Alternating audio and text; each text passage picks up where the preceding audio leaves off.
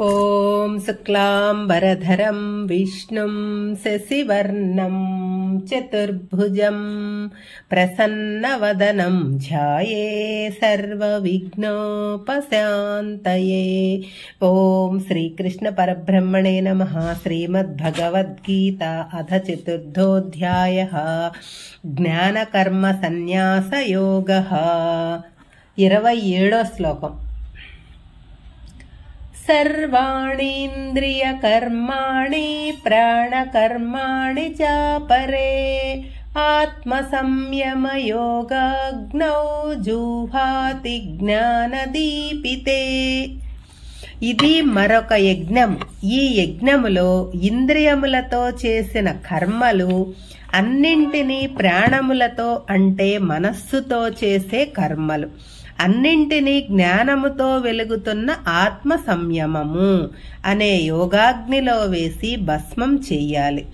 ఇక్కడ పరమాత్మ ఆత్మ సంయమ యజ్ఞము లేక శమ యజ్ఞము అనే దాని గురించి చెబుతున్నారు.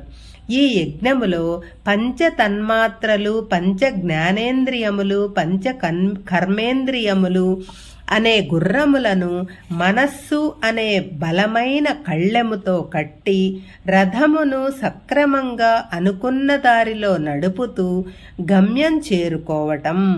ఇంద్రియాలు మన మాట వినకపోవటానికి కారణం మన మనసు బలంగా లేకపోవటమే. మనసు బలంగా శక్తివంతంగా ఉంటే ఇంద్రియములు మనస్సు మాట వింటాయి. యజమాని చేతకాని వాడైతే, బలహీనుడైతే ఆ ఇంట్లో ఉన్న సేవకులు తమ ఇష్టం వచ్చినట్టు ప్రవర్తిస్తారు. యజమాని మాట లెక్క చేయరు.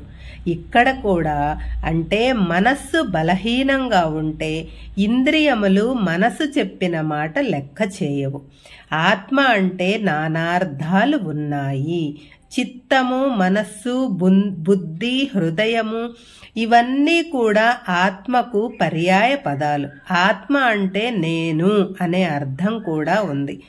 ఆత్మ సౌందర్యము, ఆత్మానుభవము, నిజం, వాడి ఆత్మకు తెలుసు అనే పదాలు.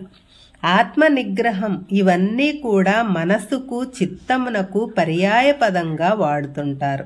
ఇక్కడ ఆత్మ అంటే మనస్సు, బుద్ధి అని కూడా అర్థం. మోక్ష సాధనకు ప్రధానంగా అడ్డం వచ్చేది మనస్సు. మనస్సు బలంగా లేకపోతే ఒక చాట నిలవదు, అటూ ఇటూ పరుగెడుతూ ఉంటుంది. దానిని పూర్వజన్మలలోని సంస్కారములు పట్టుకొని ఉంటాయి. వాటి ప్రభావం మనసు మీద బలంగా ఉంటుంది. అటువంటి మనసును బలోపేతం చేయాలి. దీనినే ఆత్మ సంయమ యోగము అని అంటారు.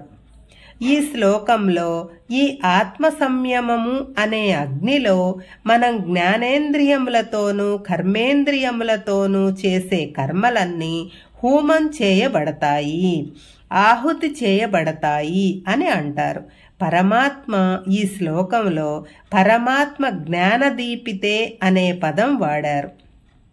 దీనికి అర్థం జ్ఞానము అనే దీపము, ప్రకాశము. ఆత్మ సంయమము కలిగితే ఆత్మజ్ఞానము మనలో ప్రకాశిస్తుంది. ఆ జ్ఞానము మనసులో కలిసి ప్రకాశిస్తూ మనలోని ఇంద్రియ మనో నిగ్రహములను ఇంకా పెరగటానికి దోహదం చేస్తుంది. ఒకదానితో ఒకటి సహకరించుకుంటాయి. నేను ఎవరు, ఎందుకు పుట్టాను, ఈ శరీరం ఎవరు, నేను ఈ శరీరం ఒకటేనా లేక వేరా, నేను చూసేవి శాశ్వతములా లేక ఈరోజు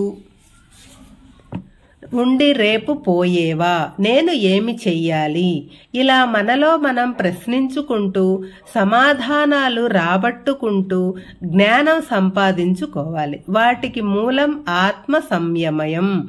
ఆత్మ సంయమం కలిగితే మనస్సు విషయ వాంఛలయందు లగ్నం కాకుండా పరమాత్మ వైపు మళ్ళుతుంది. దానికి జ్ఞానం తోడ్పడుతుంది.